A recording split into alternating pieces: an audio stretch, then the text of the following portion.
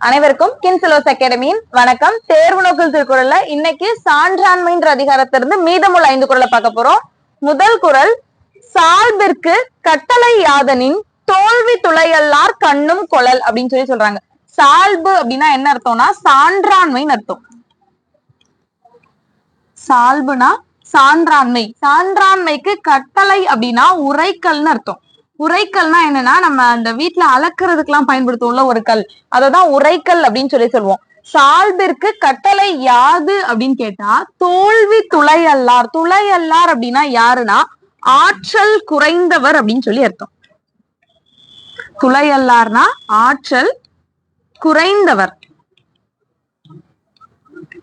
அதாவது சால்பிற்கு சான்றாண்மைக்கு உரைக்கல், அளந்து பார்க்கக்கூடிய கல் எது அப்படின்னு கேட்டா தோல்வி துளையல்லார். யாரிடத்தில் கொண்ட தோல்விய கண்ணும் கொளல் அப்படின்னா எடுத்துக்கணும் அப்படின்னா ஆற்றல் குறைந்தவங்க கிட்ட கொண்ட தோல்விய கூட நம்ம ஒப்புக்கொண்டோம் அப்படின்னா கண்ணும் கொள்ளல்னா ஒப்புக்கொள்ளல். ஒப்புக்கொள்ளல் தான் சிறந்தது அப்படின்னு சொல்றாங்க. அடுத்த குறள், இன்னா செய்தார்க்கும் இனியவே செய்யாக்கால் என்ன பயத்தோ சால்பு. இன்னா அப்படின்னா தீமைன்னு அர்த்தம்.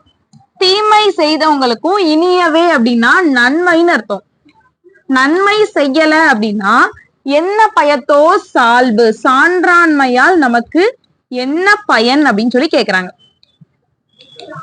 அப்ப இன்னா செய்தார், ஒருத்தவங்க நமக்கு தீமையே செஞ்சாலும் நம்ம உங்களுக்கு நன்மை செய்யாக்கால் செய்யல அப்படின்னா சான்றாண்மையால நமக்கு எந்த பயனும் இல்லை அப்படின்னு சொல்றாங்க.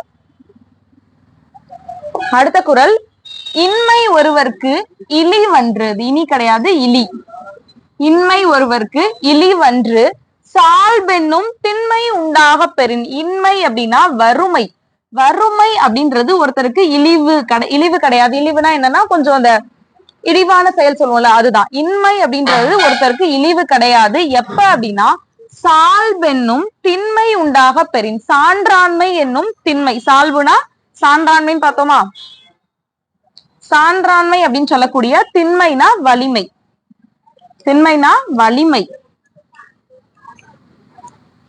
அப்ப இன்மை யாருக்கு இழிவு கிடையாது அப்படின்னா சான்றாண்மை என்னும் வலிமை உள்ளவர்களுக்கு இது இழிவு கிடையாது அப்படின்னு சொல்றாங்க.